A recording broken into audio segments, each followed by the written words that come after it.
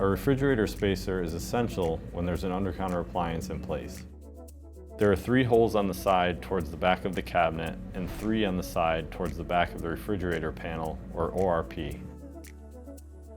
First, partially insert the 6 screws into these holes. Next, take the refrigerator spacer, or ORS, and line up the holes with the partially inserted screws. Once that's in place, tighten the screws. The flush end panel, or OFE, is necessary when attaching an ORS to a cabinet, and the middle bracket is used to keep the cabinetry in place. Locate the holes towards the front of the cabinet on the flush end panel and the refrigerator panel.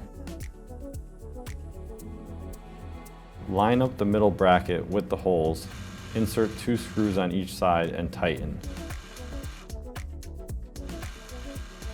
Attaching a refrigerator spacer to 2 cabinets follows the same steps. Once the ORS and middle brackets are connected, you'll be able to insert your appliance.